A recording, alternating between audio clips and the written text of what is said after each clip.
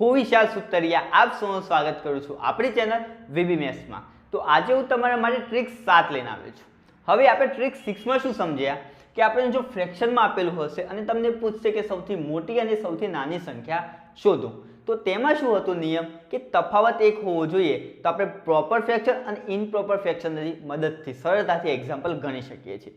પરંતુ અહીંયા જોશો કે તફાવત એક આપેલો નથી, પરંતુ તફાવત અલગ અલગ આપેલા હશે। તો આપણે શું કરી શકીએ છીએ, તો આપણે સમજી લઈએ। કરવાનું શું કે 7 અને 11 પછી શું આપે છે 8 ભાગ્યા 13, 9 ભાગ્યા 14 અને 11 ભાગ્યા 15। તો અહીંયા શું કરવાનું કે 7 ભાગ્યા 11 છે, તો તેનો તફાવત આપણને કેટલો છે 4 જોવા મળે છે। તો શું કરીશું, અંશમાં જે 7 છે તેને એમને એમ લખીશું અને ભાગ્યા આપણે જે તફાવત આપેલો છે તે લખી દેવાનું, બરાબર છે। ત્યારબાદ શું કરવાનું, 8 ભાગ્યા 13 છે, તો 8 ભાગ્યા 13 નો તફાવત આપણને શું જોવા મળે છે 5 જોવા મળે છે। એટલે કે અંશ એમને એમ અને 5 જે તફાવત છે તે નીચે લખીશું છેદમાં। પછી શું છે 9 ભાગ્યા 14, તો 9 એમને એમ રાખવાના અને 14 અને 9 નો તફાવત 5 જોવા મળે છે, તો તે આમ લખીશું। અને ત્યારબાદ શું કરવાનું કે 11 ભાગ્યા 15 આપેલા છે, તો શું કરીશું 11 એમને એમ રાખીશું અને આ બંનેનો તફાવત 4 જોવા મળે છે। આટલો સુધી ખ્યાલ આવી ગયો।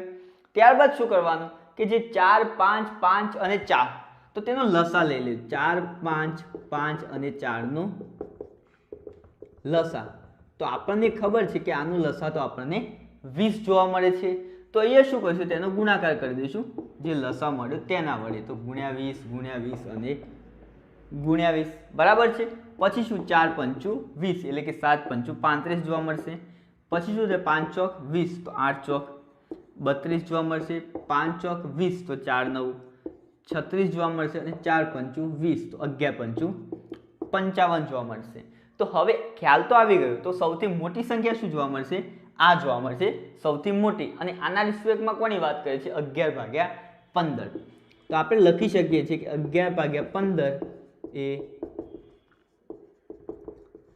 સૌથી મોટી સંખ્યા છે। અને સૌથી નાનીની વાત કરીએ તો અહીંયા 32 જોવા મળે છે, અને 32 કોના રિસ્પેક્ટમાં વાત કરે છે 8 ભાગ્યા 13 ના રિસ્પેક્ટમાં। તો આપણે લખી શકીએ છીએ કે સૌથી નાની સંખ્યા આપણને 8 ભાગ્યા 13 જોવા મળે છે। તો હવે જોઈએ આપણે બીજો એક્ઝામ્પલ। એક્ઝામ્પલ શું કહે છે 4 ભાગ્યા 7, 9 ભાગ્યા 11, 5 ભાગ્યા 6 અને 2 ભાગ્યા 7 માં સૌથી મોટી અને સૌથી નાની સંખ્યા શોધો। ટ્રીક તો ખ્યાલ છે। શું કરવાનું છે કે આપણને કઈ સંખ્યા આપે છે 4 ભાગ્યા 7, તો 4 અંશમાં એમને એમ લખીશું અને છેદમાં શું કરવાનું, જે તફાવત છે એટલે 4 અને 7 નો તફાવત 3 જોવા મળે છે, બરાબર છે। ત્યારબાદ શું છે 9 ભાગ્યા 11, તો 9 આમ નામ અને 11 અને 9 નો તફાવત એટલે કે 2 જોવા મળે છે, બરાબર છે। પછી 5 ભાગ્યા 6, તો એનો તફાવત આપણને 1 જોવા મળે છે। અને શું કરવાનું 2 ભાગ્યા 7, તો આનો તફાવત આપણને 5 જોવા મળે છે, બરાબર છે। ત્યારબાદ શું કરીશું 3, 2, 1 અને 5 નો આપણે લસા લઈશું। તો આપણે જોઈ શકીએ છીએ કે આનો લસા 5 તો 10 અને 10 3 30 એટલે કે 30 જોવા મળે છે। તો શું કરવાનું 30 ને બધા વડે ગુણાકાર કરી દઈશું, એટલે કે અહીંયા 30 ગુણ્યા 30 ગુણ્યા 30 અને ગુણ્યા 30 થઈ જશે। હવે અહીંયા કટ થશે, તો અહીંયા આપણને જવાબ 40 જોવા મળે છે।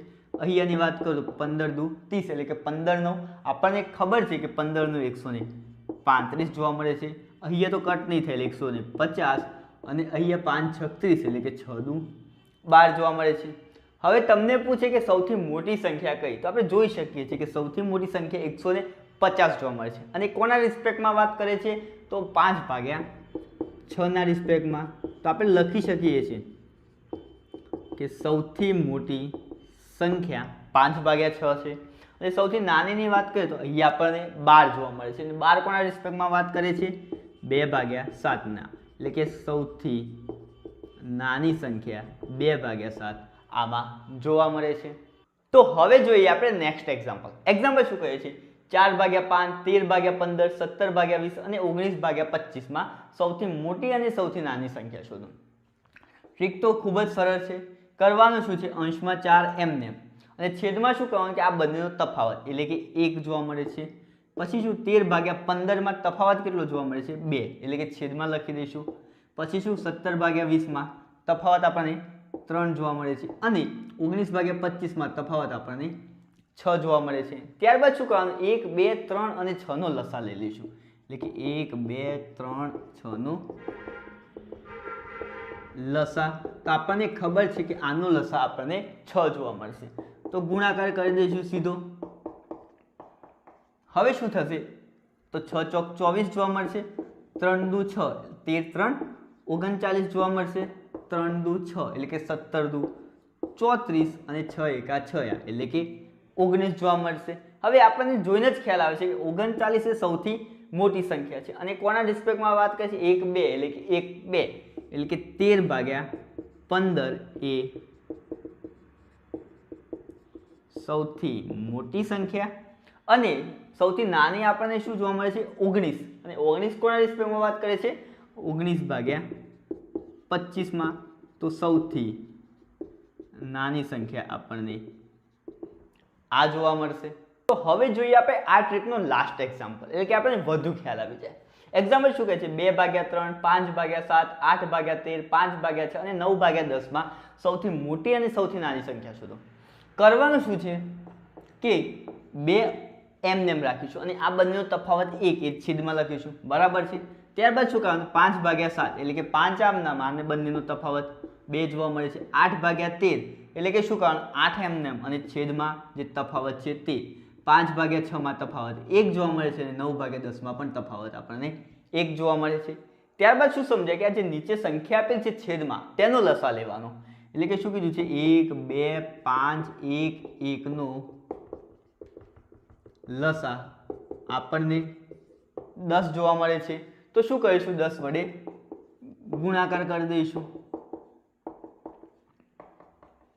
હવે શું થશે જોઈ લઈએ, 10 દુ 20 જોવા મળે છે, અહીંયા આપણને 25 જોવા મળે છે, 5 દુ 10 એટલે કે 8 દુ 16 જોવા મળે છે, અહીંયા 50 અને અહીંયા 90 જોવા મળે છે।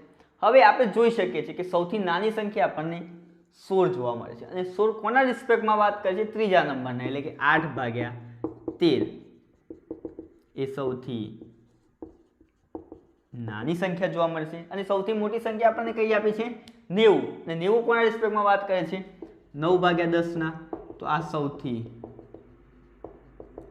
મોટી સંખ્યા આપણને જોવા મળે છે। જો તમને આ વિડીયો ગમે હોય તો આ વિડીયોને લાઇક શેર અને મારી ચેનલ વીબી મેથ્સ સબસ્ક્રાઇબ કરવાનું ભૂલશો નહીં। Thank you for watching this video.